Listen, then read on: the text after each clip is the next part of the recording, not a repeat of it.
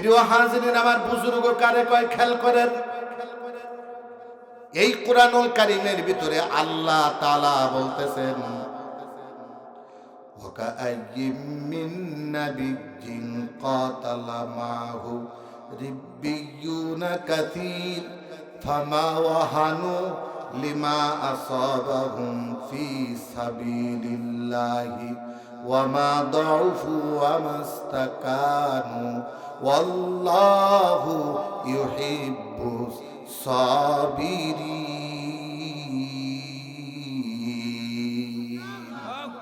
কি সুন্দর করে আল্লাহ বললেন, বুজুর্গ হতে চান, দুনিয়ার লোকে সবাই যদি বুজুর্গ বলে, আপনি বুজুর্গ না, আমি বুজুর্গ না, সত্যিকারের বুজুর্গ ওই ব্যক্তি কোরআনের মাপকাঠিতে যে ব্যক্তি বুজুর্গ হয়।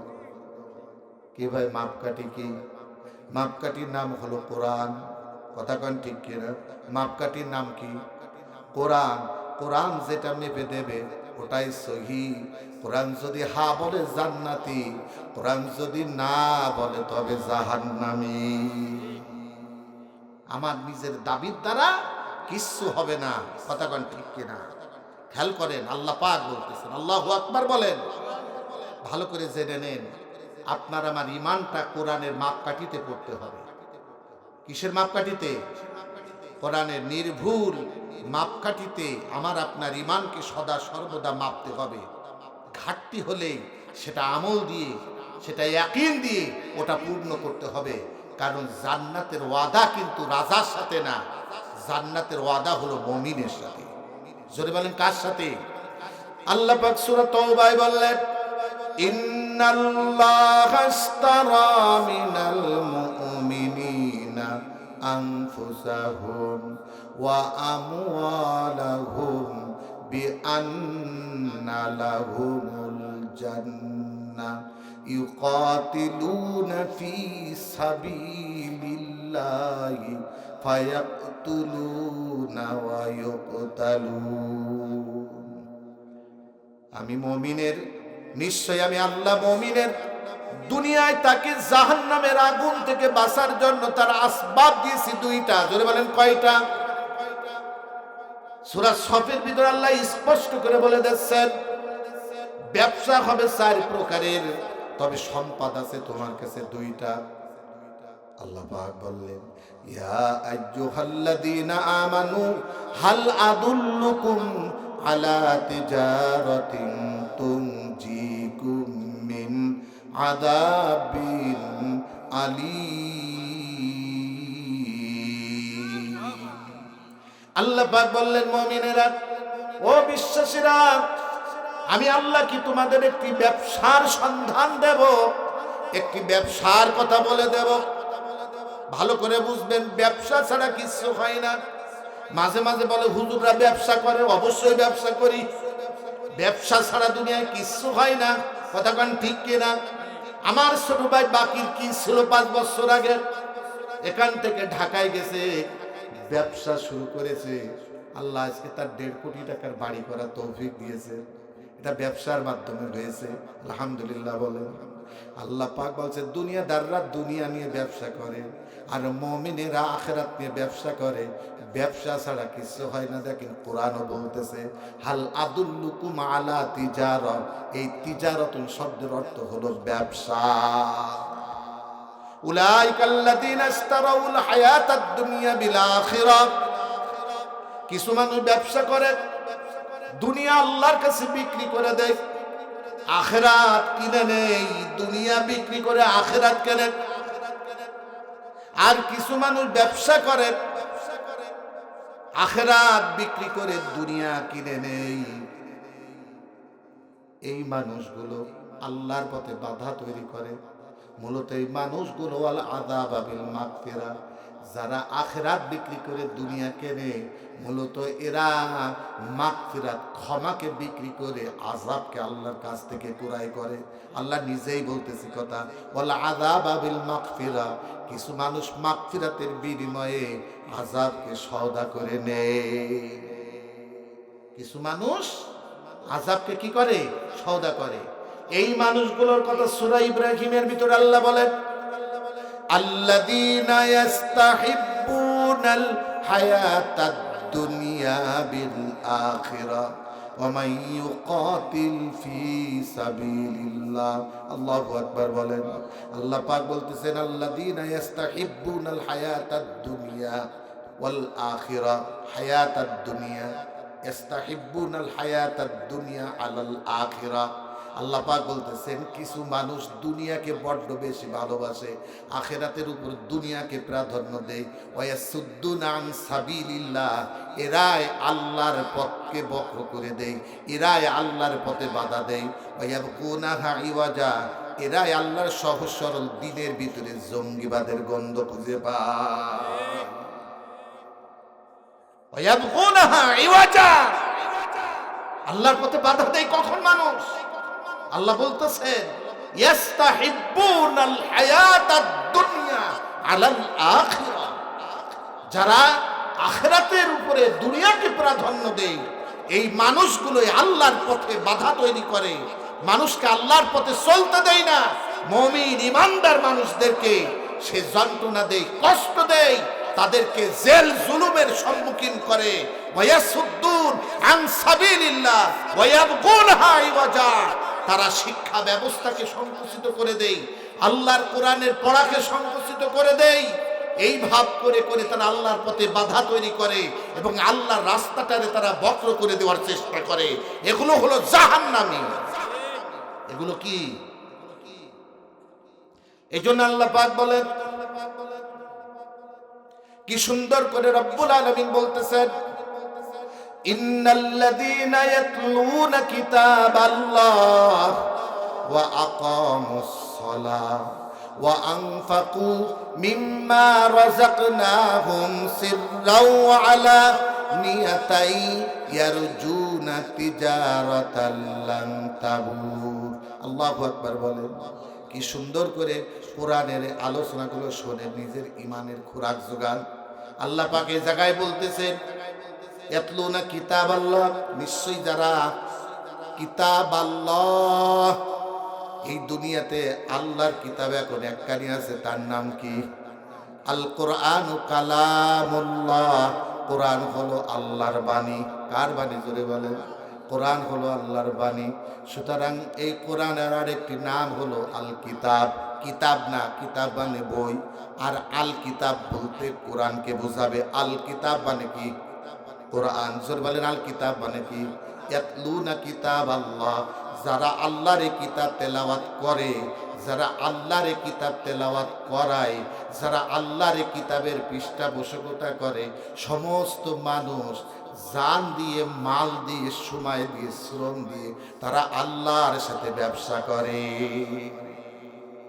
যারা কোরআন পড়ে, যারা কোরআন পড়ায়, যারা কোরআন পড়ানোর ব্যবস্থা করে, সমস্ত মানুষ আল্লাহর সাথে ব্যবসা করে। কার কথা? আল্লাহ বলতেছে ইয়ারজুনা তিজারাতাল লান তাবুর।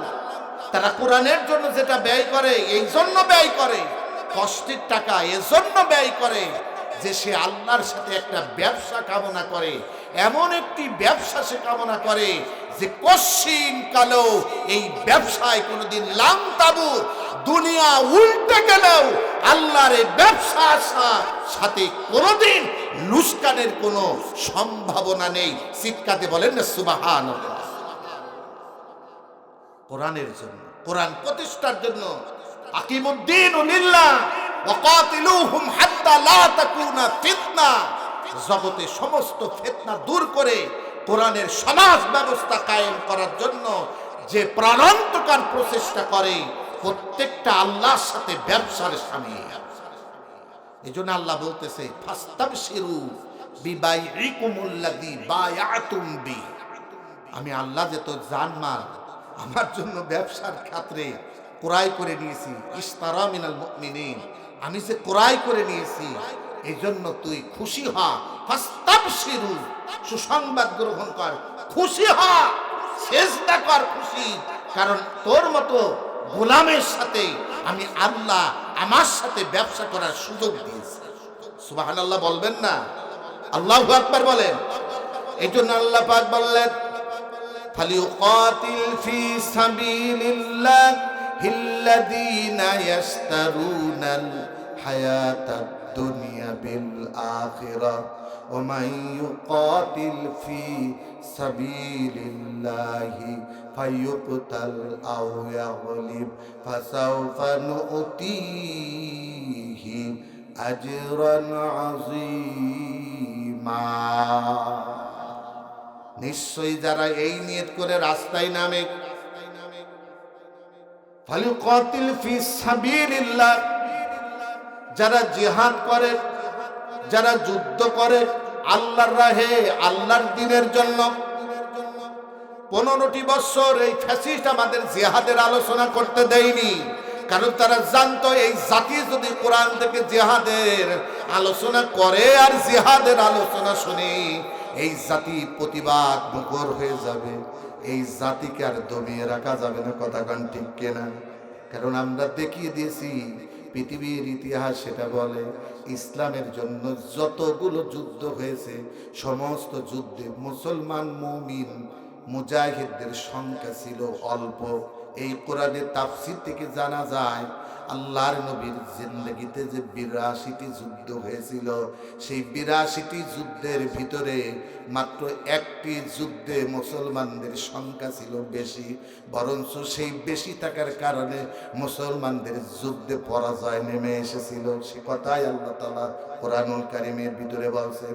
হুনাইন বন্ধুগণ আমার, আপনারা জানেন মক্কা বিজয়ের পরে লাকাদ নাসারাকুমুল্লাহু ফি মাওয়াতিন কাসীরাতিন ওয়া ইয়াওমা হুনাইন ইদ আ'জাবাতকুম কাসরাতুকুম ফালাম তুগনি আনকুম শাইআন ওয়া দাকাত আলাইকুমুল আরদু বিমা রাহাবাত থুম্মা ওয়াল্লাইতুম মুদবিরিন। বন্ধুগণ আমার, মক্কা বিজয়ের পরে মক্কার কুরাইশদের কাছ থেকে 12,000 মুসলমান, কয় হাজার, বিশ্ব নবী সেই যুদ্ধে স্বয়ং উপস্থিত। কুরাইশদের কাছ থেকে নিত্য নতুন অস্ত্র নিয়ে বনি সাকিব গোত্রের সাথে, বকর গোত্রের সাথে গেছিল যুদ্ধ করতে হুনাইনে।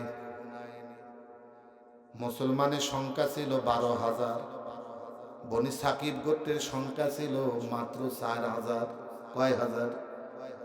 4,000। আল্লাহ কোরআনে সে কথা বলছে, ইদ আ'জাবাতকুম কাসরাতুকুম ফালাম তুগনি আনকুম শাইআও ওয়া দাকাত আলাইকুমুল আরদু। আল্লাহু আকবার বলেন। কি সুন্দর করে আল্লাহ বলে দিচ্ছেন আমাদেরকে, সংখ্যাধিক্যতা তোমাদেরকে সেদিন রক্ষা করতে পারেনি। সেদিন জমিন প্রশস্ত হওয়া সত্ত্বেও তোমাদের জন্য তা সংকীর্ণ হয়ে গেছিল। তোমরা পৃষ্ঠ প্রদর্শন করে যুদ্ধের ময়দান থেকে পলায়ন করতেছিলে, অথচ সেই দিন তোমাদের সংখ্যা ছিল প্রতিপক্ষের তুলনায় 3 গুণ। কয় গুণ? ভালো করে বুঝবেন কথাগুলো। এই জন্য ভারত যতই বড় হোক, অতি মুসলমানদের কিছু আসে যায় না। কথাগান ঠিক কিনা? মুসলমান মায়ের সন্তানেরা, মুজাহিদরা দিনের জন্য, দিন প্রতিষ্ঠার জন্য, দিন রক্ষা করার জন্য যখন ময়দানে নামে, প্রতিপক্ষ কত, এইটা কোনো ভাববার বিষয় নয়। ভাববার বিষয় হলো আল্লাহর রহমতের ছায়া, দয়ার ছায়া, সাহায্যের ছায়া যদি থাকে, গোটা দুনিয়ার কেউ মুসলমানদেরকে পরাজিত করতে পারে না, কেউ রুখতে পারে না। এই জন্য মুমিনরা ভরসা করবে কার উপরে? আরো জোরে বলেন, কার উপরে? অস্ত্র দিয়ে মুমিন কোনোদিন কোনো যুদ্ধে তত বিজয় লাভ করতে পারেনি। মুমিন বিজয় লাভ করেছে আল্লাহর সাহায্যে। তো কাদেসিয়ার যুদ্ধের পোস্টমর্টেম বলতেছিলাম, প্রিয় ভাইরা আমার, আমি কান, ওই জেনারেল বলতেছে, আমি কান পেতে শুনলাম, আমি কান পেতে শুনলাম মুসলমানরা বলতেছে, বাদশাহ নামদার, ওগো মালিক, ভালো করে বোঝেন, আল্লাহ পাক বলেছেন ওয়াসজুদু ওয়াক্তারি। আল্লাহু আকবার বলেন। কেউ যদি আমার সাথে কিছু বলতে চাও আমারে নিকটে নিয়ে বলো, উসজুদু ওয়াক্তারি, আমারে সিজদা করো, সিজদার ভিতরে আমাকে নিকটে পেয়ে যাবে। উসজুদু ওয়াক্তারি, আল্লাহকে কেউ যদি নিকটে চাও আল্লাহকে সেজদা করো, সেজদার মাধ্যমে যত নিকটে হওয়া যায় এই রকম নিকটে আর কখনো হওয়া যায় না, আল্লাহকে এত নিকটে পাওয়া যায় না। চিৎকার দিয়ে বলেন না আল্লাহু আকবার। আল্লাহ সবচেয়ে যদি কিছু নিতে হয় সমস্ত নবীরা সিজদার মাধ্যমে নিয়েছে আল্লাহর কাছ থেকে। কথা কন ঠিক কিনা? আল্লাহর নবী দিন প্রচারের জন্য ওকাসের মেলায় যাচ্ছেন। প্রতিমধ্যে আবু জাহেলের সাথে দেখা, ভাতিজা যাও কোথায়?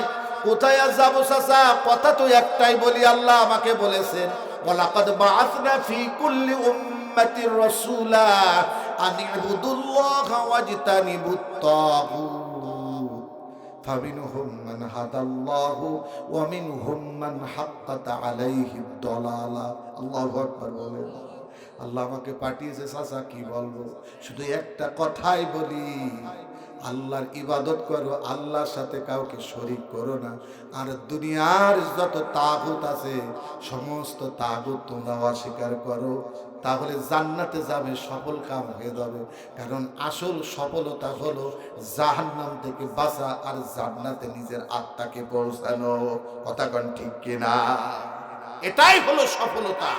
আল্লাহ বলতেছেন। কে বলতেছেন? আল্লাহ পাক বলতেছেন আসল সফলতা হলো সেই দিন সেই লোকটা সফল কাম হয়ে যাবে।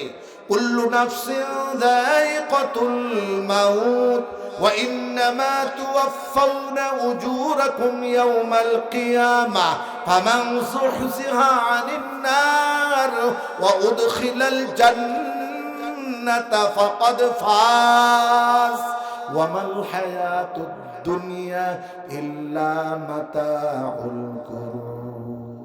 আল্লাহ পাক বলতেছেন জীবন যখন দিয়েছি পরীক্ষার জন্য, মৃত্যু অনিবার্য করে দিয়েছি। কথা কন ভাই ঠিক কিনা? আল্লাহ পাক দেখেন সূরা মুমিনুনে বলতেছেন, কোরআনের আয়াতগুলো মনে এসে যাচ্ছে তাই না বলে পাচ্ছি না, যেমনি তাকায় শুধু ওই ব্যাপারে কোরআনের আয়াত আল্লাহ সামনে দিয়ে দেয়। আর মানুষের দিল পরিবর্তন আল্লাহ করে, মানুষের অন্তরের জং কাটে হলো কোরআনের তেলাওয়াত দ্বারা, কোরআনের আলোচনা করা এবং কোরআনের আলোচনা শোনার দ্বারা। এটা হলো অন্তরের জং কাটার এক ঐতিহাসিক মেডিসিন, তার নাম হলো কোরআন। জোরে বলেন না সুবহানাল্লাহ। আল্লাহ বলতেছে, আমার কথা না, এ কথা কার? আল্লাহ। আল্লাহ নবী বলেন ইন্নাল কুলুবা বানি আদামা তাসদাউ কামা ইয়াসদাউল হাদিদ ইযা আসাবাহুল মা। সাহাবীরা বলল ওয়া মা জালাওয়াহা। আল্লাহ নবী বললেন তিলাওয়াতুল কোরআন। ওয়া মা জালাওয়াহা তিলাওয়াতুল কোরআন। নবী আমার বললেন লোহা যখন পানির সংস্পর্শে আসে লোহায় মরিচা পড়ে কি পড়ে না? বলেন। মরিচা পড়ে যাবে। পানির সংস্পর্শে আসলেই লোহায় মরিচা পড়ে যায়। আমার নবী বলতেছেন ঠিক তেমনি ভাবে মানুষের অন্তরের ভিতরেও এক প্রকারের জাহালাতের মরিচা পড়ে। জাহালাতের মরিচা পড়ে। নবী বলতেছেন জাহালাতের মরিচা পড়ে। তখন আখিরাত তার কাছে অস্বচ্ছ হয়ে যায় আর দুনিয়ায় একমাত্র তার কাছে কাঙ্ক্ষিত হয়ে যায়। তখন সে দুনিয়াকে পাওয়ার জন্য সব করতে পারে। দুনিয়াকে পাওয়ার জন্য কি সব করতে পারে। হুব্বুদ দুনিয়া রাসু কুল্লি খাতিয়া। আমার নবী বলেন, নবীজি বলতেছেন আমার উম্মতেরা শোনো, মানুষ ক্ষতিগ্রস্ত হয়ে যায় তখন যখন সে দুনিয়াকে বেশি ভালোবেসে ফেলে। অথচ দুনিয়া হলো প্রতারণা। ওমা হাযিহিল হায়াতুদ দুনিয়া ইল্লা মাতাউল গুরুর। ওমা হাযিহিল হায়াতুদ দুনিয়া ইল্লা লাহবু ওয়া লাঈব। আল্লাহ বলতেছে খেল তামাশা, ক্রীড়া কৌতুক, প্রতারণা, এর বাহিরে দুনিয়ার কোনো পরিচয় নেই। এর বাহিরে দুনিয়ায় মানুষের কাছে কোনো পরিচয় কি নেই। আজকে বলেন এই যে সাবেক প্রধানমন্ত্রী একটা মেয়ে মানুষ, সে যে এত পাগল হলো, সেই 2008 সালে এসে 9 সালে 2 মাস পরে মুশরিকদের পরামর্শে প্রতিশোধ নেওয়ার জন্য আর্মি অফিসারগুলোকে সেই 25 আর 26 ফেব্রুয়ারি যে বিডিআর হত্যাকাণ্ড বিদ্রোহের নাম করে এই সোনার টুকরা অফিসারদেরকে যে সে হত্যা করলো, সে তো ক্ষমতার লোভে দুনিয়াকে ভালোবেসেই করেছে। কথা কোন ঠিক কিনা? সে যদি বুঝতো এ কথা, মাইয়াকতুল মুমিনান মুতাআম্মিদান ফাজাযাহু জাহান্নাম খালিদান ফিহা ওয়া গাদিবাল্লাহু আলাইহি ওয়া লাআনাহু ওয়া আদ্দা লাহু জাহান্নাম ওয়া সাআত মাসীরা। কথাগুলো কি শুনতেছেন? মানুষ অন্যায় করে কখন, মানুষ দিক বিদিক শূন্য হয়ে যায় কখন, মানুষ দুনিয়ার লালসায় পড়ে কখন, যখন সে দুনিয়াকে আখেরাতের উপরে প্রাধান্য দেয়। আরাদিতুম বিল হায়াতিদ দুনিয়া, দুনিয়াকেই সেই একমাত্র পাওয়ার কাঙ্ক্ষিত বস্তু মনে করে। এই জন্য মানুষ খুন করতে দ্বিধাবোধ করে না। এই জন্য আয়না ঘর তৈরি করে জীবন্ত মানুষগুলো ভালো মানুষকে নিয়ে যে এরকম ইতিহাসের নিকৃষ্টতম নির্যাতন করতে পারে না, শুধু করেছে এক কারণে, দুনিয়ার মহব্বতে আর দুনিয়াকে চিনতে সে ভুল করেছে। কথা কন ঠিক কিনা? ইহসাবু আন্না মালাহু আখলাদা। রূপপুর পারমাণবিক কেন্দ্র থেকে প্রায় 59,000 কোটি টাকা চুরি করে, কলমের সাহায্যে চুরি করে নিজের অ্যাকাউন্টে নিয়ে সে ভেবেছে ইহসাবু আন্না মালাহু আখলাদা, ওরে আল্লাহ কত টাকা, এত টাকা, এই টাকায় আমাকে চিরদিন অমর করে রাখবে। কিন্তু সে জানে না, সে মনে করেছিল ইহসাবু আল্লা ইয়াকদিরু আলাইহি আহাদ ইয়াকুলু আহলাকতু মালাল লুবাদা ইহসাবু আল্লা ইয়ারাহু আহাদ।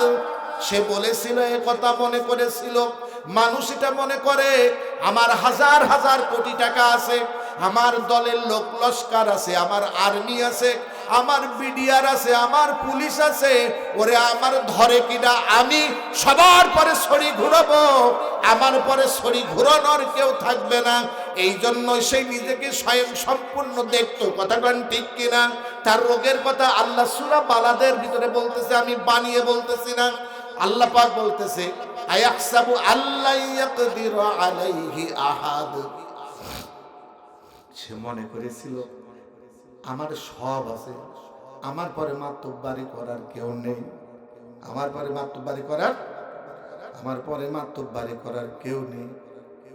আমার পরে আবার কথা কয় কিটা, আমি সবার পরে কথা বলবো, আমার পরে কথা বলে কিটা। কারণ কি? ইয়াকুলু আহলাকতু মালাল লুবাদা। কত টাকা লাগবে, কত টাকা লাগবে, সাংবাদিক কিনতে কত টাকা লাগবে, পুলিশের অফিসার কিনতে কত টাকা লাগবে, আর্মির অফিসার কিনতে কত টাকা লাগবে, যা লাগবে সব দেবো, কারণ আমার টাকার অভাব নেই, যা ইচ্ছা তাই করবো, আমারে ধরার কেউ নেই। ইয়াকুলু আহলাকতু মালাল লুবাদা আয়াহসাবু আল্লা ইয়ারাহু আহাদ। সে মনে করেছিল আমারে পরিকল্পনার কথা কেউ দেখতেছে না, কেউ জানতেছে না। একটু করে বলেন তো, বালা ইন্না রাব্বাহু কানা বিহি বাসীরা। তার পরিকল্পনা জানার জন্য একজন আছে কি নাই? কি ভাই আছে? একজন আছে।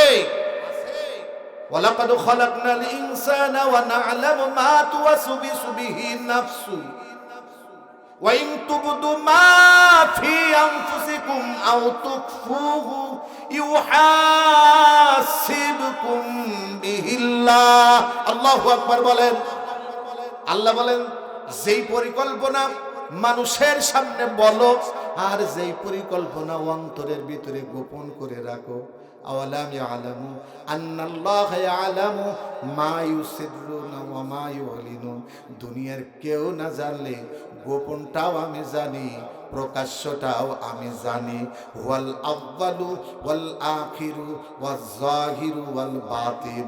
আমি যেমন প্রথম জানি, আমি তেমন শেষও জানি।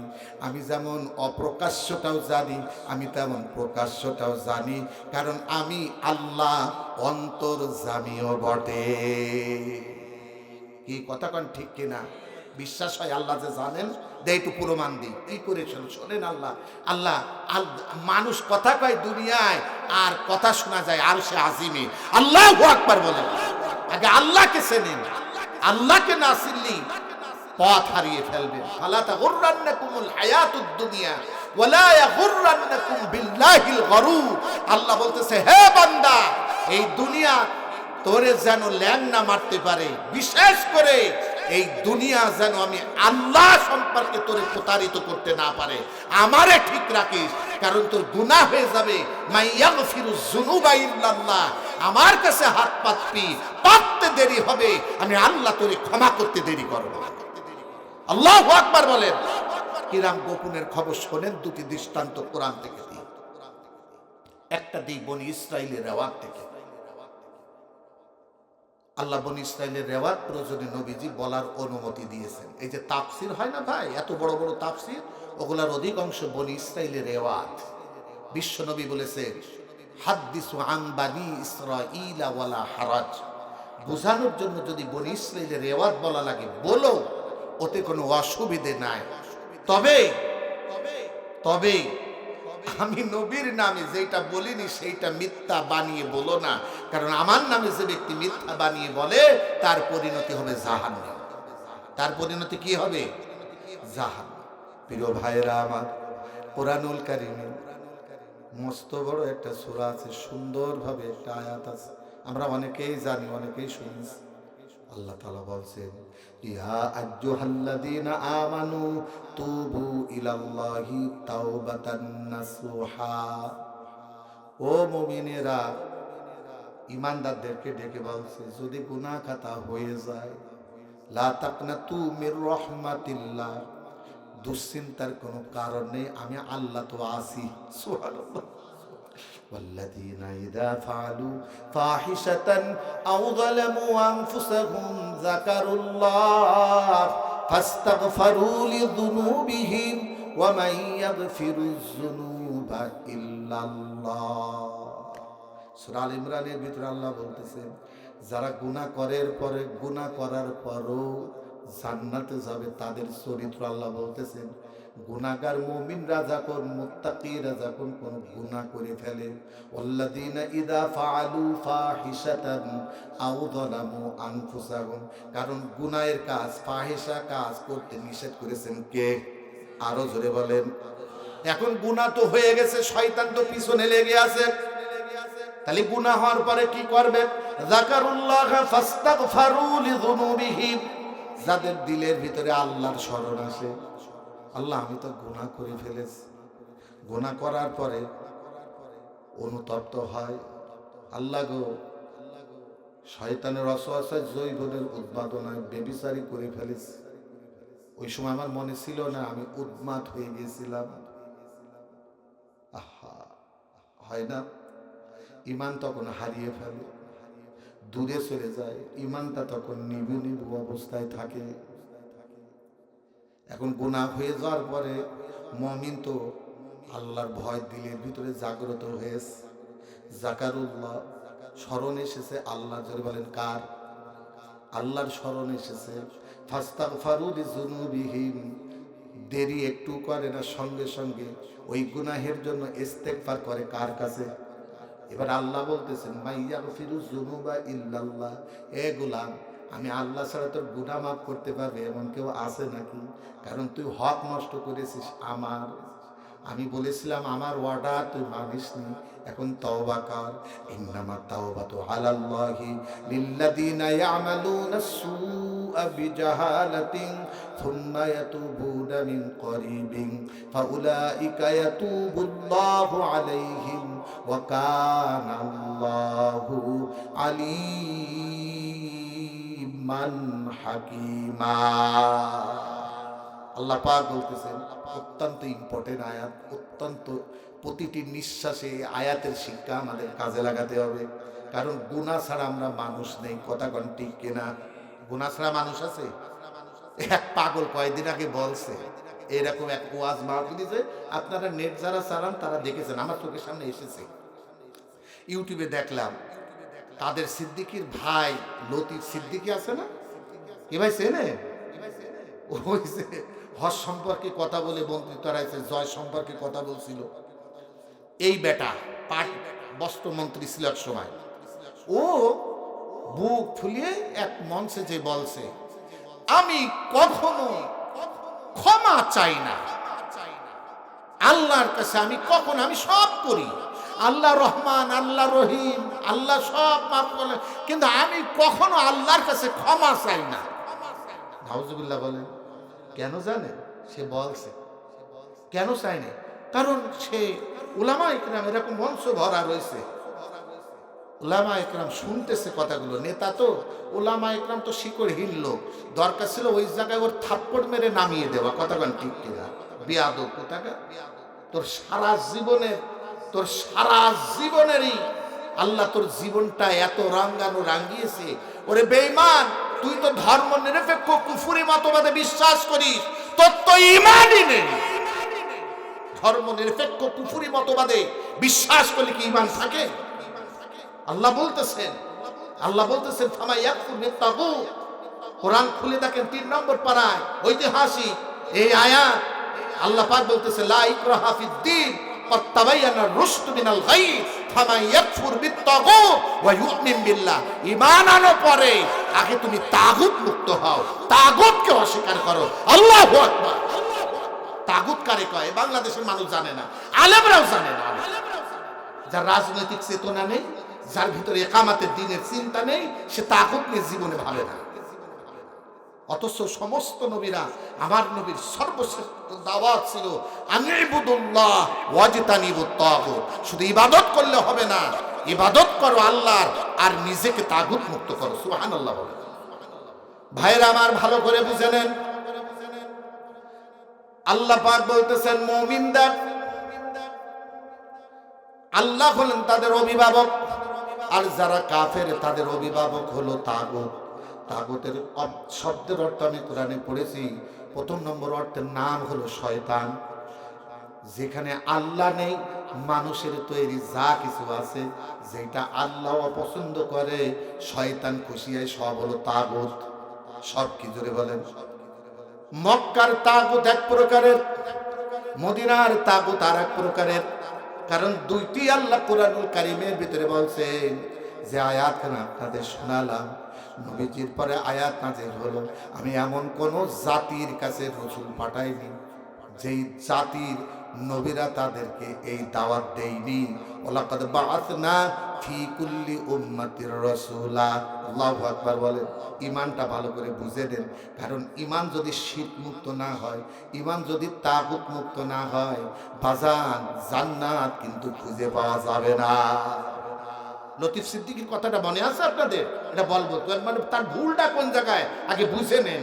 সে ঈমানই বোঝে না, তাগুতে বোঝে না, সেজন্য সেই কোরআনহীন হয়ে যাওয়ার কারণে সে মনে করতেছে যে আমার কোনো পাপ নেই। সে বলছে কি, মানে তার একটা যুক্তি আছে, সে যেই কথা বলছে তার যুক্তি আছে। সে বলছে আমি জীবনে কোনো পাপ করিনি, এই জন্য আমি ক্ষমা চাবো কেন? নাউজুবিল্লাহ। তাই আমি একটু চিনিয়ে দিই, তোমার গুড়াই মূলই তো তোমার তো ভুল, তোমার তো সব শেষ হয়ে গেছে ওই একটা জায়গায়। ভালো করে বলছেন ভাইয়েরা আমার। তাহলে আল্লাহ পাক বললেন, আমি যখনই কোন জাতির কাছে রসুল প্রেরণ করেছি, সমস্ত রসুলেরা দাওয়াত দিয়েছিল ইবাদত করো আল্লাহর, আর নিজেকে তাগুত মুক্ত ঘোষণা করো, তাগুতকে অস্বীকার করো, ওয়াজতানিবুত তাগুত, তাগুতকে দূরে সরিয়ে দাও। ওয়াকাদ উমিরু আইয়াকফুরু বি, এই তাগুতকে অস্বীকার করার জন্য আমি আল্লাহ তোমাদেরকে নির্দেশ প্রদান করছি। চিৎকার দিয়ে বলেন না সুবহানাল্লাহ। ভালো করে বুঝে নেন ভাইজান, মক্কায় ছিল এক প্রকারের তাগুত। কারণ মক্কার এই আয়াত যখন নাজিল হয়, তখন মক্কার বিশ্ব নবীর চাচারা দাদারা ইবাদতের নাম করে, আমার ইব্রাহিম আলাইহিস সালাম যার জীবনটা আল্লাহর জন্য ওয়াকফ করেছেন, আর দেব দেবীর বিরুদ্ধে তার জিহাদ করে, এমনকি তার এই কারণে তৎকালীন সময়ের পরাশক্তি নমরুদ তাকে আগুনে পুড়িয়ে ছারখার করে দিতে চেয়েছিল। কথা কন ঠিক কিনা? প্রিয় ভাইয়েরা আমার, এমনকি ইব্রাহিম আলাইহিস সালাম বলেন, আমি যখন দেখলাম চড়ক গাছ ধরে, আমার জন্মদাতা পিতা যখন চড়ক গাছ ধরে ঠেলতেছে, তখন আমি আরশের দিকে তাকিয়ে বললাম, মালিক আমার, একটু চাইয়ে দেখেন, আপনার তাওহীদ স্বীকারের কারণে, তাওহীদ প্রচারের কারণে এই তাগুতপন্থীরা, শিরকপন্থীরা, দেবদেবী পূজা অর্চনাকারীরা আল্লাহ নমরুদের সাথে জোগাড় হয়ে আপনি একটু নিচের দিকে আপনার কুদ্দুতি নজর দিয়েছে। দেখেন আমার জন্মদাতা পিতা তার একমাত্র কলিজার টুকরা সন্তানকে সে আগুনে পুড়িয়ে ফেলতে চাচ্ছে আল্লাহ। এখন আমি বুঝেছি মালিক, এই শত্রুতা যদি আপনার কারণেই হয়ে থাকে, তাহলে ও আল্লাহ, ইব্রাহিম মরবে না ইব্রাহিম পড়বে, সম্পূর্ণ দায়িত্ব আল্লাহ আপনার পরে ওয়াকফ করে দিলাম। আল্লাহ আমার বেঁচে থাকা, ইন্না সলাতি ওয়া নুসুকি ওয়া মাহইয়ায়া ওয়া মামাতি লিল্লাহি রাব্বিল, আমি বেঁচে থাকবো না আমি মরে যাব ওটা আমার জন্য ভাবি না, আমি এসেছি আপনার জন্য। কখন মরব সেটা আপনি নির্ধারণ করবেন। চিৎকার বলেন না সুবহান।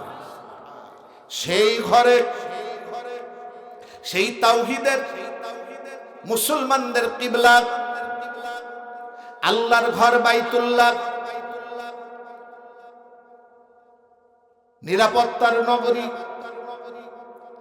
সেই আল্লাহর ঘর বাইতুল্লাহর ভিতরে এক বলতি 360টি তাগুতের দেবদেবীর মূর্তি দিয়ে ভরেছে, এবং সেটা তারা ইবাদতের নাম করে আল্লাহর ঘর তাওয়াফ করে, তাও আবার উলঙ্গ হয়ে, নাম দিয়েছে ইবাদত। চিৎকার দিয়ে বলেন নাউজুবিল্লাহ। মিন দুনিল্লাহি মা লাম ইউনাজ্জিল বিহি সুলতানা ওয়া মাওয়াহুমুন নার ওয়া বি'সা মাসওয়াজ জালিমিন। আল্লাহু আকবার বলেন। আল্লাহ বলেন, নবী আপনার চাচার কাছে শোনেন, সেই চা ভরেছে, আর ওই ভরেছে ইবাদত করতেছে ল্যাংটা হয়ে।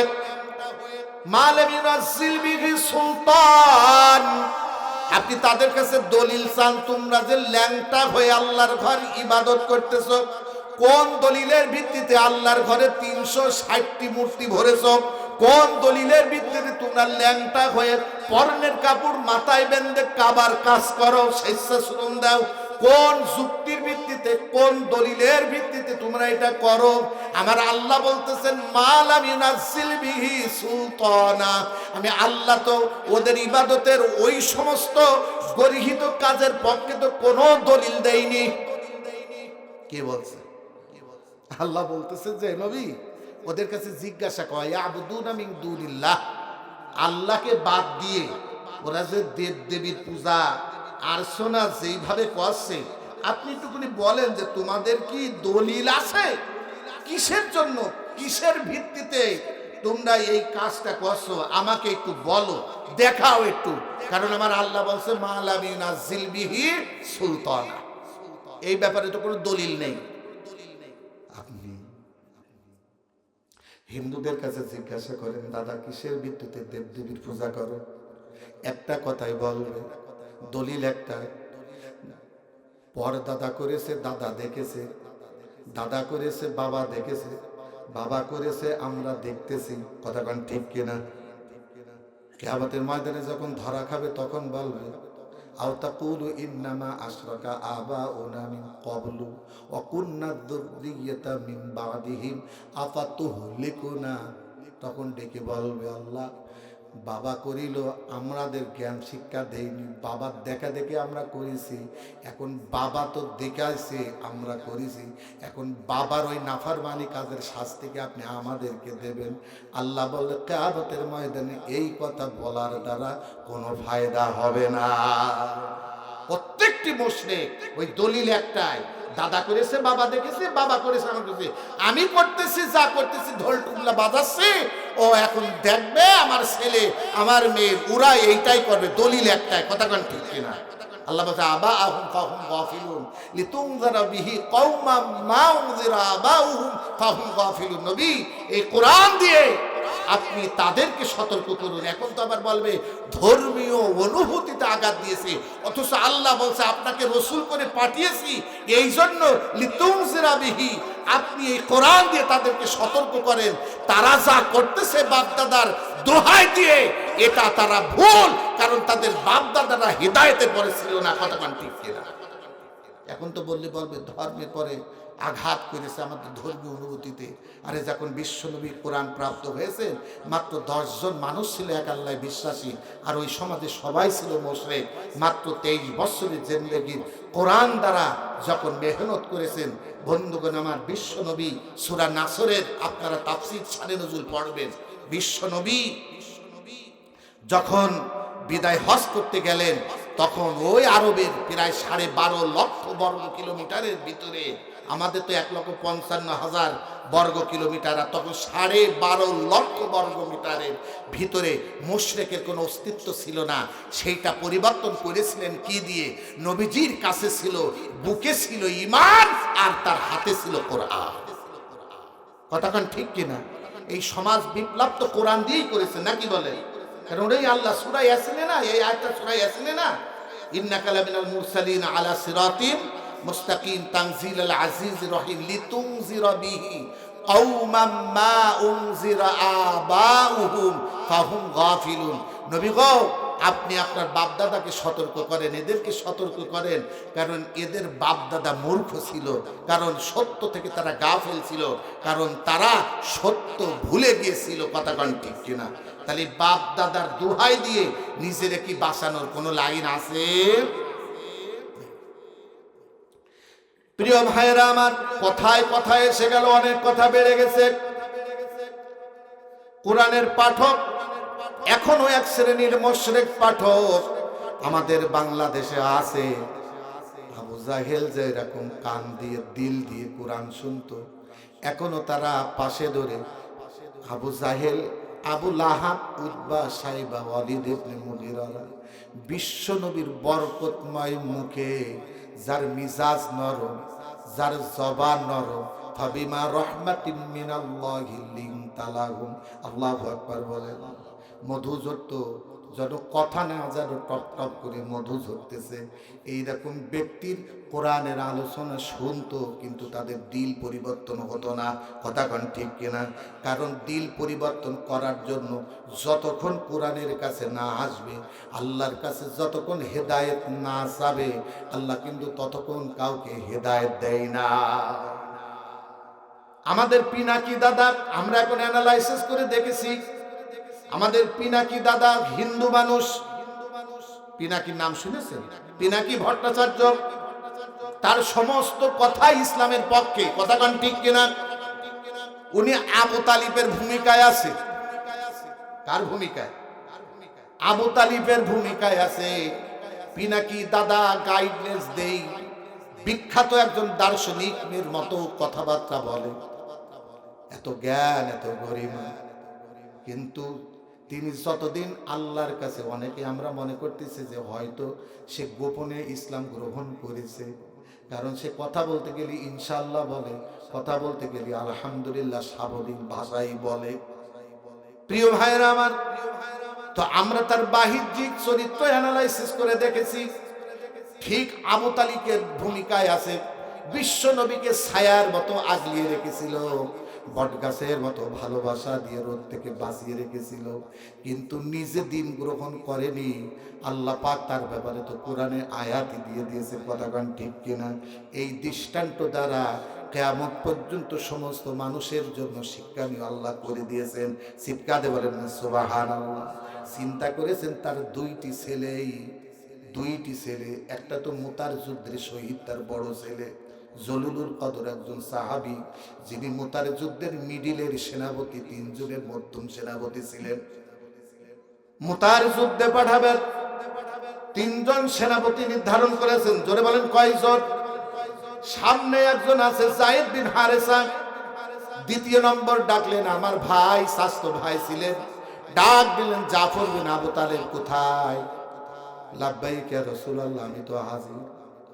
ও জাফর, দিনের তাকাজা পরাজা করার জন্য, বাতিলের মোকাবেলা করে আল্লাহর দিনকে বিশ্বময় ছড়িয়ে দেওয়ার জন্য বাতিল হামলি আসতেছে।